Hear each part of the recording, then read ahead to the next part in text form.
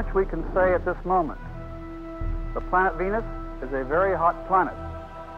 The atmosphere is dense, and its primary constituent is carbon dioxide. There are many mysteries yet remaining about the planet Venus. These mysteries will be solved by further analysis of our present data and hopefully by more experiments of this type in the future.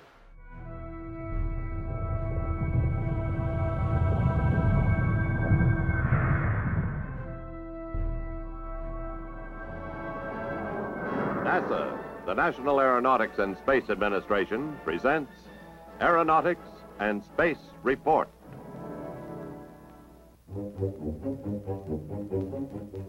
Next month, NASA plans to launch an unmanned Mariner spacecraft to the planet Venus. We know very little about Venus because we cannot see through its thick clouds. The 540-pound Mariner will attempt to shed light on the origin and nature of the planet and its environment, giving us additional knowledge about our solar system.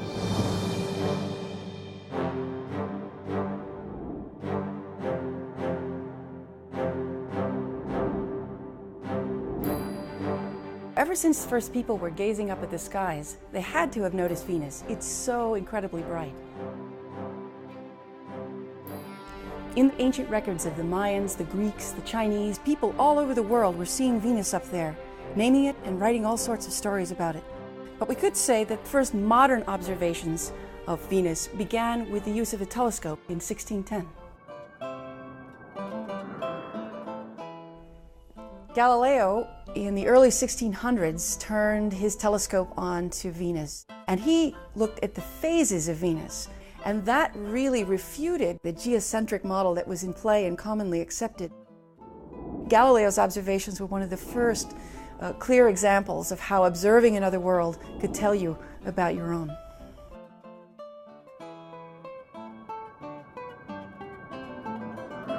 For the next 300 years, Venus continued to be an obvious target for telescopes. These early observations eventually revealed that Venus had a thick, dense atmosphere. This discovery would define our image of the planet. Rather than seeing it as a meandering bright star, Venus was now our mysterious sister planet.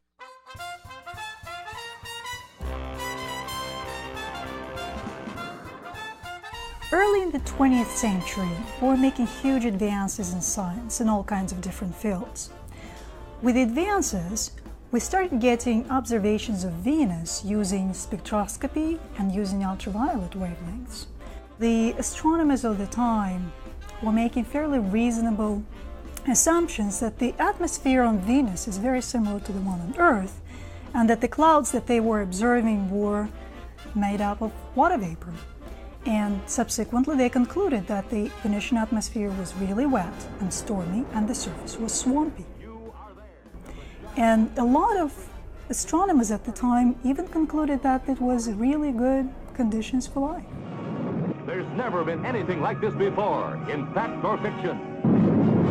First spaceship on Venus. This is it. This is the predicted point of closest approach according to all trajectory calculations. NASA's Mariner spacecraft, after traveling 4 months and 217 million miles, began fulfilling its mission as it rendezvoused with the planet Venus. By 1967, we actually had 2 successful missions make it to Venus. The first one was the Soviet Venera 4, and nearly a month later it was followed up by the NASA's Mariner 5. The interesting thing about that we were in the middle of the Cold War, and despite that, the Soviet and American scientists were working together, cooperated, shared the data, and the picture that the scientists got of Venus was much more inhospitable than they really imagined.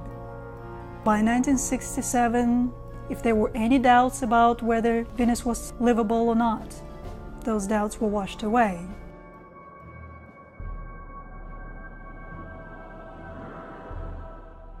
Now in an unexplored region of space, Mariner was placed on its Mercury intercept course by the gravity of Venus, the initial target on this first dual-planet mission. Mariner 10 took more than 3,500 pictures during its rendezvous with Venus in February.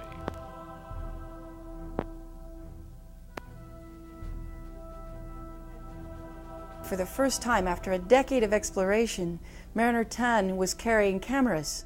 We had ultraviolet cameras. We could actually make some of the most beautiful images. I mean, here we have Venus, the goddess of love and beauty, and we had yet to really make a close-up picture of her.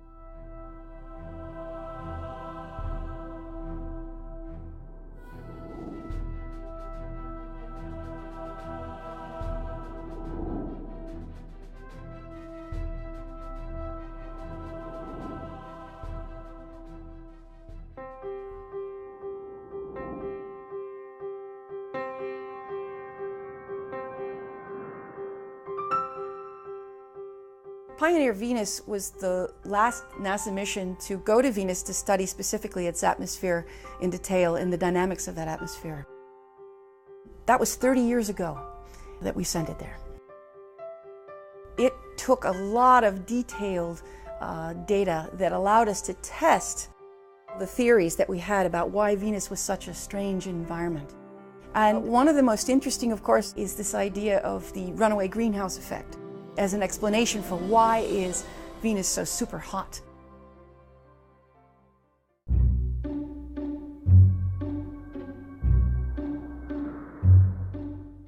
So while the Pioneer Venus orbiter was sending a steady stream of data back to Earth, the Soviet program undertook several more, actually 8 missions back to Venus. And the highlight of this set of missions was Venera 13 and 14, which made it to the surface of Venus, and while they were active there for 45 minutes, they took a handful of color panoramas of the Venetian surface.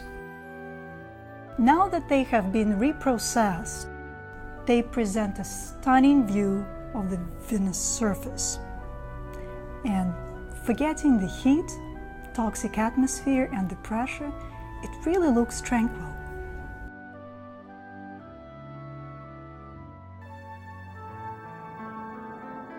Venus, the brightest star in the evening sky, has captured our imaginations for centuries.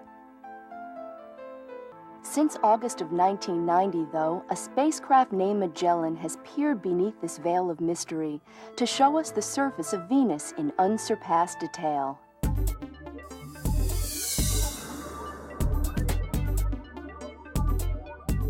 Magellan was a pretty simple and elegant mission. It had one basic purpose, and that was to get a detailed, high-resolution map of the surface topography of the entire planet. And what we saw was an enormous surprise, a very young surface, lots of volcanic features. There were lava plains and volcanoes and all kinds of features. It was an unexpected and marvelous revelation of what was underneath those clouds.